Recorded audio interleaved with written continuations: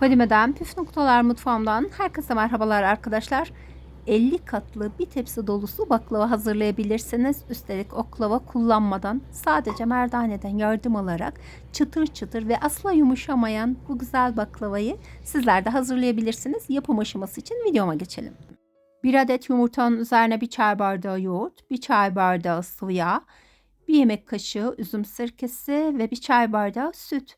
Bütün malzemelerimi karıştırıyorum. Kullanmış olduğum çay bardağı ölçüsü 125 miligram. 5 su bardağı un kullandım. Unun önce bir miktarını, üzerine yarım çay kaşığı kadar tuz ve 1 paket kabartma tozunu ekledikten sonra karıştırıyorum.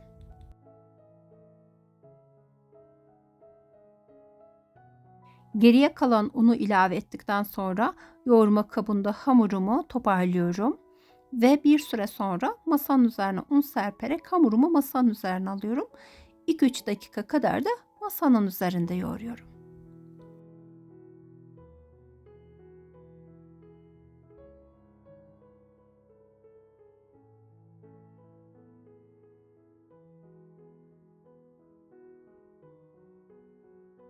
Arkadaşlar baklava hamurumdan 50 beze hazırlayacağım. Öncelikle 5 parça ayırıyorum ve her parçadan bir rulo elde ediyorum. Böylelikle de her ruloyu 10 parçaya ayırmış oluyorum ve 50 beze elde etmiş oluyorum.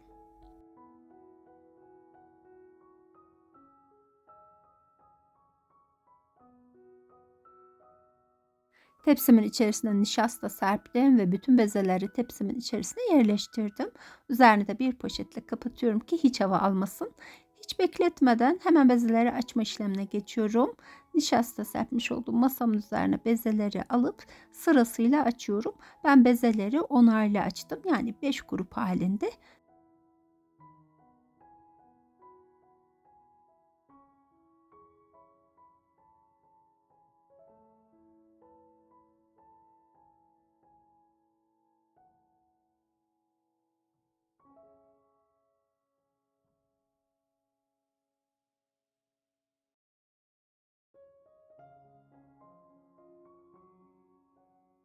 Bezelerimi pasta tabağı büyüklüğünde açıyorum ve ilk 10 bezemi aralarına mısır nişastası serperek üst üste alıyorum.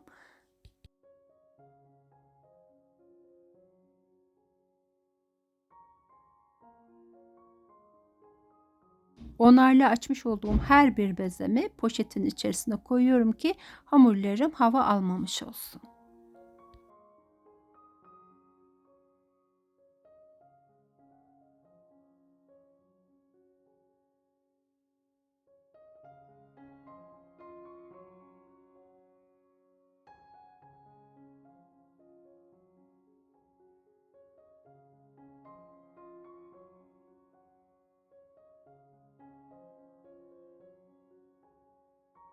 Bütün bezelerimi bu şekilde açtıktan sonra poşetin içerisine alıyorum.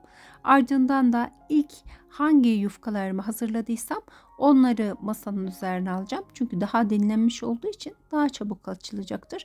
Ve merdane ile tepsimin boyutunu da açıyorum. Kullanmış olduğum tepsi 42 santim çapında.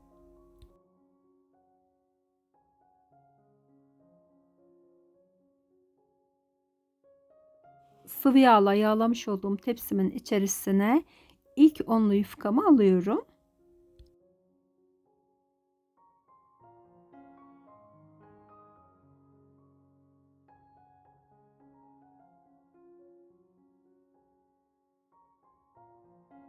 Bir yemek kaşığı eritilmiş tereyağını ilave ediyorum.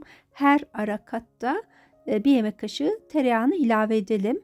Baklavamın üzerine sıvı yağ kullanacağım için ara katları tereyağını kullandım.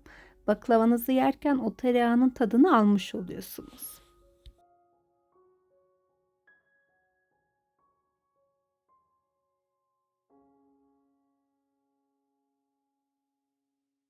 İkinci onlu yufkam da hazır.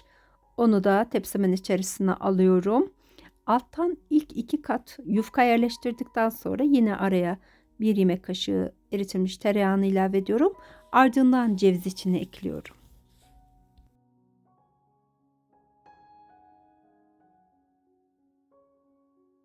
Ceviz içini kırarken biraz iri taneli kalmasına özen gösterin. Böylelikle baklavanın ara katlarında daha güzel olur. Baklavamız için 300 gram ceviz içi kullandım. Toplamda 3 kat arasına ceviz içi kullanmış olduk. Yani her kat arası için 100 gram ceviz içi kullanmış olduk.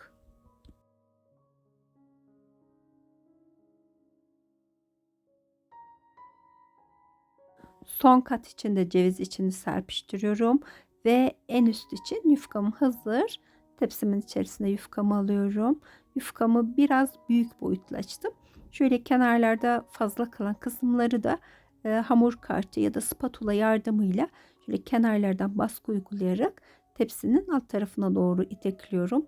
Böylelikle baklavamın şekli daha güzel ve düzgün duruyor. Baklavamızın hazırlanma aşamasının büyük bir bölümü bitirmiş olduk. Ben baklavamı bu şekilde dilimlemeye karar verdim.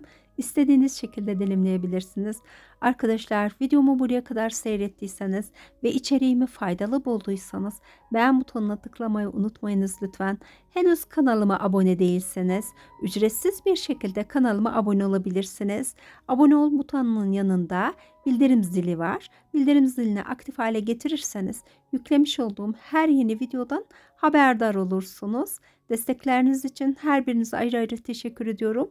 Yorumlarda benimle olursanız çok çok sevinirim.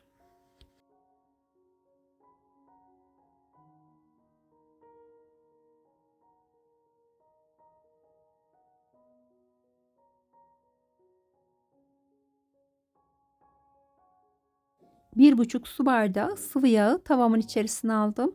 Ilıktan biraz sıcak oluncaya kadar ocakta ısıttım ve kaşıkla baklavamın her tarafına denk gelecek şekilde sıvı yağımı yayıyorum. Fırınımı 200 derecede ısıtılmaya bırakıyorum. Fırınım ısıncaya kadar baklavam da böyle yağın içinde bekletilmiş oluyor.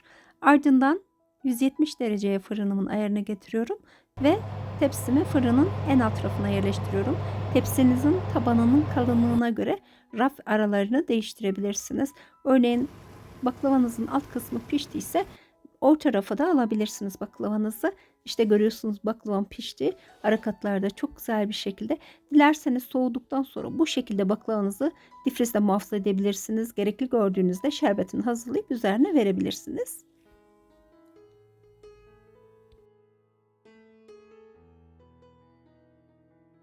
Şerbetin hazırlık aşamasına geçelim. 4,5 su bardağı toz şeker ekliyorum tencereme. Kullanmış olduğum su bardağı ölçüm 200 milim ve 5 su bardağı su ilave ediyorum. Önce bir karıştırıyorum. Ocağın en küçük gözünde ateşi hiç kısmadan ocağın en küçük gözünde ve yüksek ateşte 19 dakika kaynattım. Ardından bir dilim limon ilave ederek 2 dakikada limonla birlikte kaynattım. Yani 21 dakika kaynatmış oldum şerbetimi.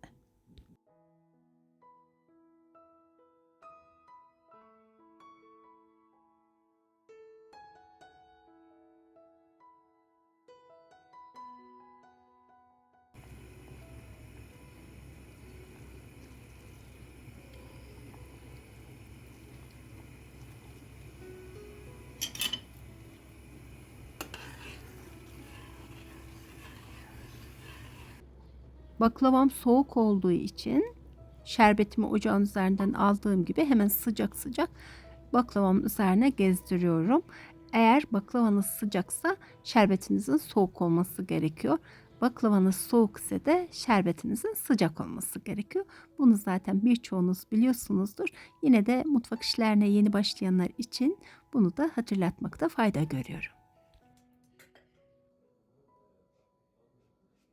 2 saat dinlendirmenin ardından şöyle birkaç dilim baklavayı servis tabağıma alabilirim. Umarım sizler de bu basit ve güzel tarifi en kısa sürede denersiniz. İnanın hamur açmayanların bile kolaylıkla hazırlayabileceği bir tepsi dolusu baklava elde edeceksiniz. Fadime'den bugünlük de bu kadar. Başka bir günde yeni bir lezzetle tekrardan görüşmek üzere. Sağlıcakla kalın, hoşça kalın.